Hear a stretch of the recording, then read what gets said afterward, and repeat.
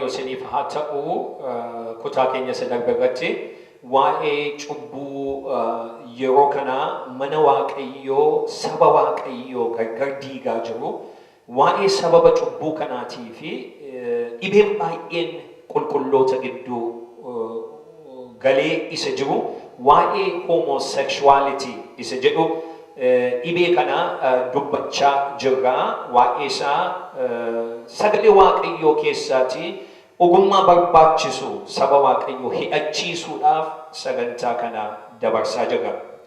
Akkuma yaadatamu kutaa keenya isa jalqabaa irratti cubbuun kun maalinni homosexualitiin maalinni kan jedhu deebifnee isaan qabnee tuqaa rakkina kana kan dhalachiise maalinni kan jedhu wanta gurguddaa lama sagalee waaqayyoo keessaati fudhannee achumaan immoo ija waaqayyoo duratti maal fakkaata ija namaa duratti miti namni yaadaaf opiniinii adda addaa qabaachuu danda'a waa'ee cubbuu kanaa garuu yaadni namaa yaada waaqayyoo miti yaadni keessan yaada koorraa lafti waaqarraa akka fagaatu gargar fagaatan jedheera waaqayyo waan ta'eef waa'ee dhibee kanaa yeroo ilaallu wangeelli maal jedha isa jedhu sana ilaaluun keenya baay'ee barbaachisaa waan ta'eef tuqaa lammaffaa irratti wanti nu ilaallee wangeelli maal jedha waa'ee cubbuu kanaa kan jedhudha. Garbichi waaqayyo Phaawulos hin yaadattu yoo ta'e Roomee boqonnaa 4 irratti waa'ee eebba Abrahaam garbicha waaqayyo yeroo dubbatu Abrahaami nanna eega qabatee booddee eebbifame moo otuu nanna qabatin eebbifame isa jedhu qoccolloon amantoota gidduutti yookiin kutaa tokkootiif kutaa garaagaraa amantoota gidduutti warra seera Musee duukaa bu'aniitiif seera nanna qabaa duukaa bu'aniitiif warra ayyaana waaqayyo duukaa bu'an gidduutti rakkina dhalate irratti yeroo dubbatu akkas jedhee kanaaf araara kan nuu kennu wangeelli maal jedhaa jedhe wangeelli maal jedhaatu araara fida malee namoonni gamni kun yookiin gamni kun wanta isaan yaada isaan qabaatan akka hin taane sagaleen waaqayyoo nutti dubbata mana waaqayyoo keessa nagaadhaaf araarri yaadi waaqayyoo kan inni mo'ee jiraatu yoo yaada wangeelaa duukaa bu'amedha yaada wangeelaan mormuun lafa jiru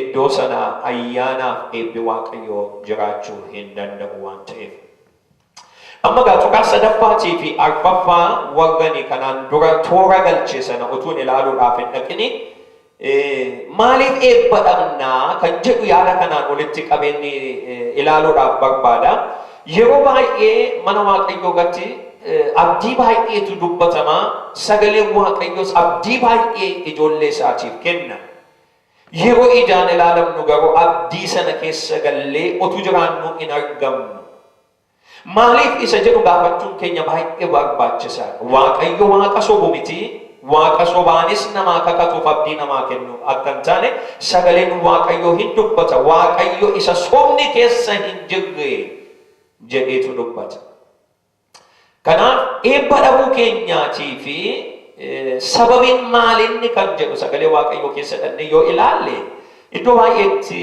nu geessa garuu iddoo baay'ee sana keessaati waan gurguddaa lama waan tuquudhaaf barbaada dhimma keenya wajjin walitti qabe inni tokkoffaan waaqayyo iddoo tokko eebbisuudhaaf yeroo barbaadu dhuga ba'umsa uumamaa barbaada dhuga ba'umsa uumamaa barbaada Phaawulos Roomee boqonnaa 8 keessatti akka nuu caafee jiru maal jedhee caafee jira uumamni mul'achuu ijoollee waaqayyoo eegu jedha maaliif utuu hin barbaadin humna cubbuu jala galanii jiru waan ta'eef humna dadhabaa isaan godhu jala galanii jiru waan ta'eef achi jalaa ba'uudhaaf kan isaan gargaaru mul'achuu ijoollee waaqayyoo akka ta'e amananiitu ijoollee waaqayyoo akka isaan mul'ataniif eegu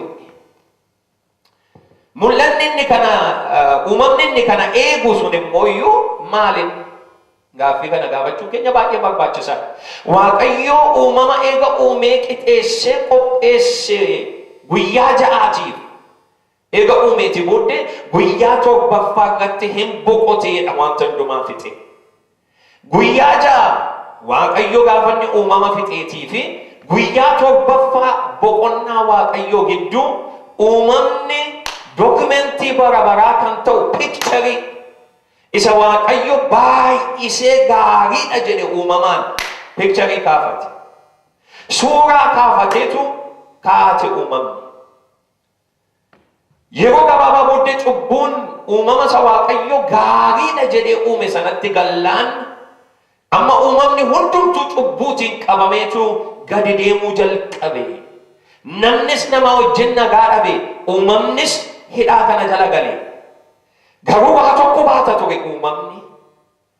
Uumamni wanta inni baatu dokumentii waaqayyo guyyaa ja'affaatti gaariidha jedhee uume sanatti harkatti qabatee baachaa jira uumamni.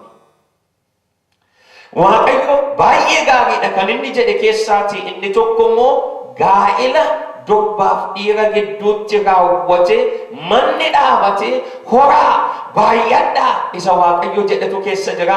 Uumamni isa qabatee jira. Maqaan waaqayyo bara baraan kan eebbifame haa ta'u. Amma waaqayyo biyya tokko eebbisuudhaaf, waldaa tokko eebbisuudhaaf dhuga ba'umsi uumamaa lafa hin jirre eebbisuu hin danda'u.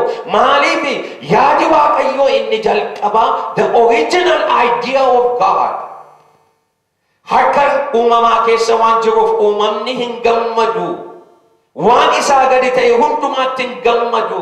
Kanaaf gooftaan Yesuus Kiristoos yeroo dhufee cubbuu keessaa nu baase, du'a keessaa nu baase, bifa isa jalqabaa sanaa ol kan ta'e nurratti waan hojjeteef uumamni gammaduu jalqabe. Amma eeyyee isa kana inni waaqayyo gaariidha jedhee uume jedhee uumamni olii galuu jalqabe. Maqaan waaqayyo kan eebbifame haa ta'u.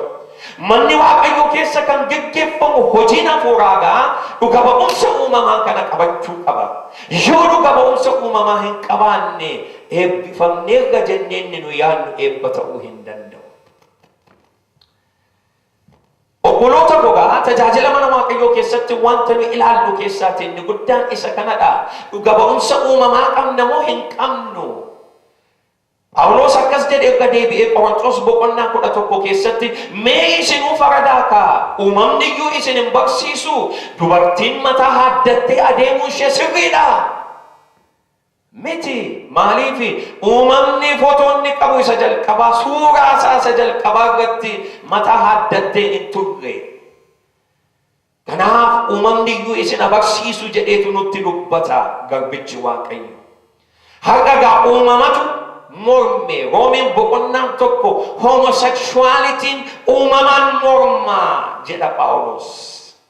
Isa waaqayyo jalqaba dhaabe sanaan mormaa. Kanaaf fuula waaqayyo duratti fudhatama argachuu hin danda'u. Bifa maaliitiinuu yoo dhufe, bifa wangeelaan marameen yoo dhufe iyyuu fudhatama argachuu hin danda'u. Yaada waaqayyo isa jalqabaa keessa hin jiru waan ta'eef. Maqaan gooftaa bara baraan kan eebbifame haa ta'u. Yaaduma kanaan qabnee gooftaan Yesuus Kiristoos Maatiyos boqonnaa 19 irratti dhufanii waa'ee gaa'elaa yeroo isaan gaafatan namni haadha manaa isaa hiikuun sirriidha jedhanii gaafatan. Gooftaan akkas jedhee isaanitti dubbate. Jalqaba uumamaatti akkas hin turre. Jalqaba uumamaatti isa uumamni qabu suuraan manni ol diiguu hin turre. Haadha manaa hiikuu miti, baasuu miti, galchuu miti jedhe gooftaan Yesuus. Maqaan waaqayyoo kan eebbifame haa ta'u. Achumaan itti deebi'anii Fariisonni akkas jedhani maaliree waaqayyo miti karaa Musee kan seera kana nuu kenne haadha manaa kee yeroo baaftu caaffata hiiktuu ittiin hiiktu kenniifiiti baasii jedhee nuun laannee Museen jedhanii gaafatan. Gooftaan akkas jedhee deebiseef eeyyee jalqabatti sagantaan waaqayyo akkas hin turre garuu mata jabina keessaniirraan kan ka'e waaqayyo gidduutti wanta akkasii kana ayyama isinii kenneeraa jedhe. Obboloota qadaraa dhagaa sagalee waaqayyootiin duukaa kan walii galuun ergaa isinitti dubbadha. Jalqaba uumamaatti homosexualitiin fudhatama hin qabu garuu mata jabina keenyarraan kan ka'e har'a ayyama kana waan argatan fakkaate mana waaqayyoo keessatti hojjechuun hin danda'ama. Garuu eebba waaqayyoo qabaa? Hin qabu. Qabaa? Hin qabu. qabaachus hin danda'u.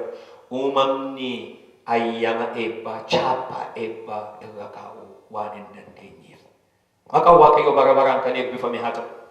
Seerri inni lammaffaan Waaqayyo eebbisuudhaaf kan inni barbaadu ergamoota Waaqayyo irraatii dhuga ba'umsi jiraachuutu isaaf ta'a. Uumama duwwaa miti. Ergamoota isaa dhuga ba'umsa barbaada Waaqayyo iddoon tokko eebbifamuudhaaf.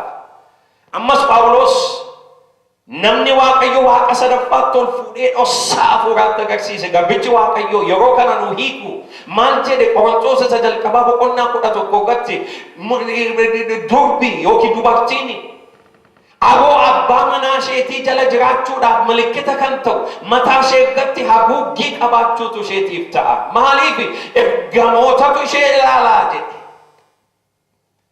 Ergamoota jalatti aboo jala jiraachuu isheetiif mallattoo kan ta'u hojjechuu qabdi. Manni tokko eebbifamuudhaaf chaappaa ergamootaa qabaachuu qaba. Ergamoonni immoo tooraan kan bulanidha. Ergaa Yihuudaa keessatti sagaleen Waaqayyo waan dinqii nutti dubbata. Akkas jedha Mikaa'el hangafni ergamoota qulqullootaa kan ta'an ergamoota Waaqayyootiif hangafa inni ta'e yeroo waa'ee reeffa Musee seexanaa wajjin wal qoccole sagalee argabsoo ittiin dubbanne jedha. Maaliif jettanii yoo gaafattan seexanni otuun kufin Saaxinaa'el yeroo ture yeroo ergamaa ifaa ture hangafa Mikaa'elii ture. Kanaatiif ergamoonni warra toora beekanidha. Ergamoonni warra aboo beekanidha. Ergamoonni yaada Waaqayyo warra hubatan waan ta'aniif Waaqayyo iddoo tokko eebbisuudhaaf dhuga ba'umsi inni lammaffaa ergamoota irraa dhufuu qaba.